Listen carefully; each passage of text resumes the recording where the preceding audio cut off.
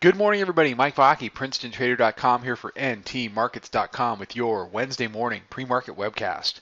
Okay, daily chart of the ES, and I'm going to give you two explanations today. I'm going to give you the standard party line, which is really what we've seen for the last 18 months or so. Then I'm going to give you what my gut is kind of telling me up here. Um, the standard party line is this: the bulls are the Bulls are in control at the end of the day here, and the Bears, the Bears had a couple of decent moments, but overall, the Bulls continue to control things. We're getting spikes higher.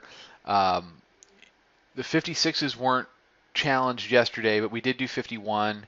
We're above yesterday's high. Yesterday's high was 51. We have done as high as 52.5 in the Globex. I fully expect 56, no matter what happens today, I expect 56.75 to get challenged. Now I'm going to tell you, what I'm really thinking up here, which is this is difficult up here because the market is marching again at basically a 45-degree angle up with new highs in the last couple of days. That said, the upper band here is starting to get away from the bulls. It's up at 76.36. The Bears are making just about every day at two-sided day at least. And the spikes, when we go down and make these lows,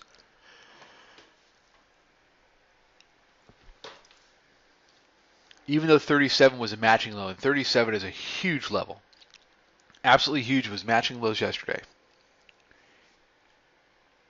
Even though we made matching lows, which has been the death blow for the Bulls all through 2013. I mean, how many times do we see matching lows come and then the Bears just take 2 weeks off?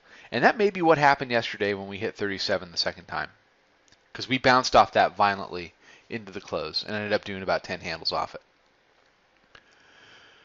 All that said, I think in the next couple of weeks we're going to be seeing kind of a consolidation up here in the 50s and a continued inability to get much higher than the 56.75.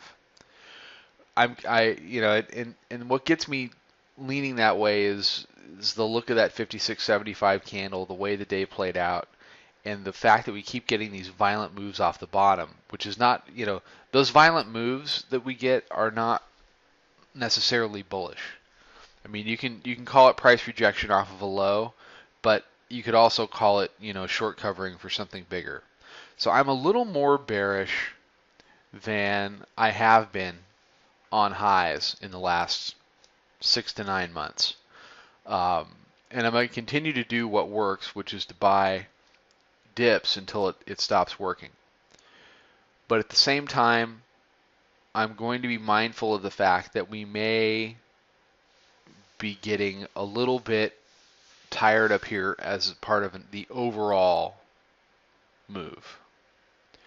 So that, that's not necessarily for today. That's for the next, couple of weeks, and we'll see how it plays out. And we'll talk through it every day as we go.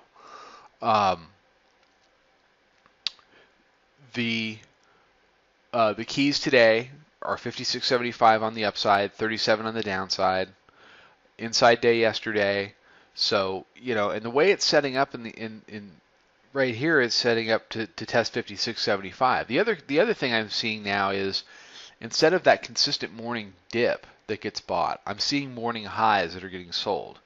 That in and of itself gets me concerned about a sentiment change in the market.